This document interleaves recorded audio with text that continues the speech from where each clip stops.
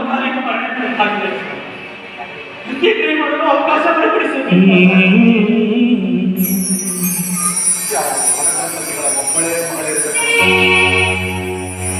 ನೋಡಪ್ಪ, ನೀನಿಲ್ಲಿ ಹೆಣ ಕೊಡಬೇಕಾದ್ರೆ ಇಲ್ಲಿ ಕೆಲವು ನಿಯಮಗಳನ್ನು ನೀನು ಪಾಲಿಸಬೇಕು.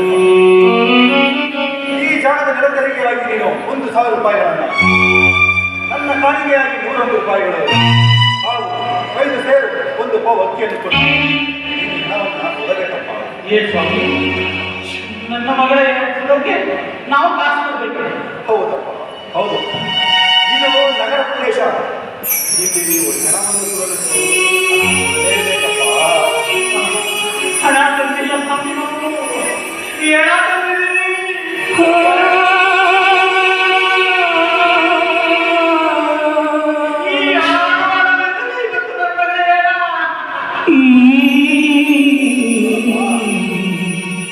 ನಿನ್ನ ಬಳಿ ಹಣವಿಲ್ಲದಿದ್ದರೆ ನಿನಗಿಲ್ಲಿ ಹಣ ಕೊಡಲು ಅವಕಾಶ ಇಲ್ಲ.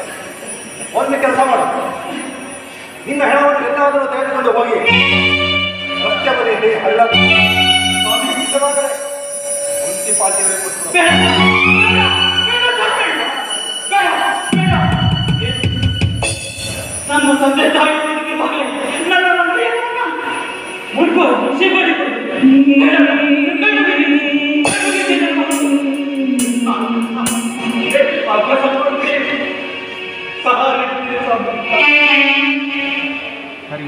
ನಿಮ್ಮನ್ನು ನೋಡುತ್ತಿದ್ದರೆ ನನ್ನ ಹೃದಯಾಂತರಾಳದಿಂದ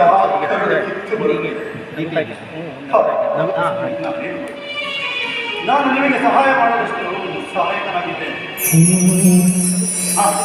ನಾನು ನಿಮಗೊಂದು ಸಹಾಯ ಮಾಡಬೇಕು. ನನಗೆ ಬರಬೇಕಾದ 100 ರೂಪಾಯಿಗಳು ಹಾಗೂ 5 ವ್ಯಕ್ತಿಯನ್ನು ನಾನು ಬಿಡಬಲ್ಲೆ. ಆದರೆ ಈ ಜಾಗದ ನಿಲತೆರಿಗೆಯಾದ 1,000 ರೂಪಾಯಿಗಳನ್ನು ನೀವು ಕಟ್ಟಲೇಬೇಕು. ಇದಕ್ಕಿಂತ ಹೆಚ್ಚಿನ ಸಹಾಯ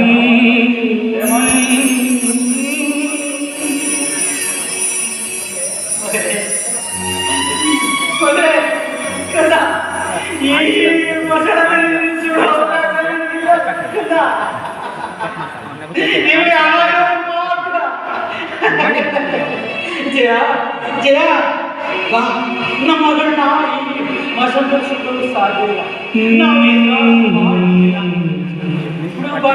ಬಾರೆ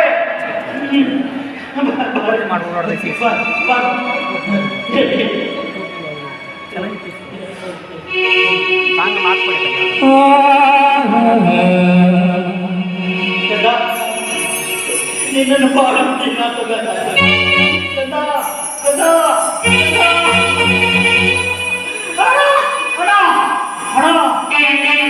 ಹಣ, ಈ ಹಣ ತಾನೇ ನಿಮಗೆ ಬಂದಿತ್ತು ಸ್ವಾಮಿ.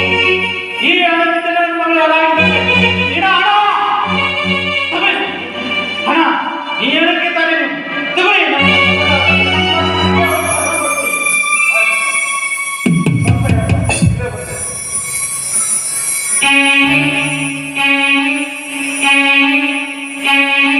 ನೋಡಪ್ಪ, ನೀನಿಲ್ಲಿ ಹಣವನ್ನು ಕೊಡೋದಕ್ಕೆ ಮುಂಚೆ ಈ ಪುಸ್ತಕದಲ್ಲಿ ನಿನ್ನ ವಿಳಾಸವನ್ನು, ನಿನ್ನ ಹೆಸರನ್ನು ಹಾಗೂ ನಿನ್ನ ಆಧಾರ್ ಸಂಖ್ಯೆಯನ್ನು,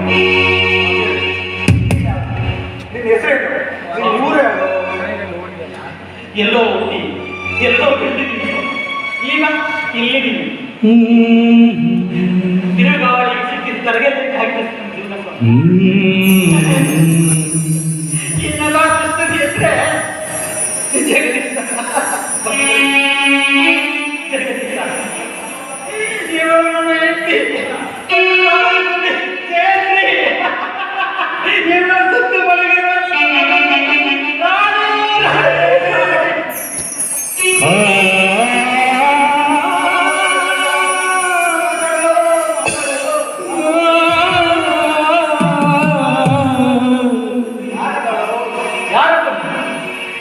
ನನ್ನ ಮಗನಲ್ಲಿ ನೀನೇ ಕಳ್ತಾ ಇದ್ದ. ಯಾರು ನಾನು ಕಡೆ ನಿಮ್ಮಪ್ಪ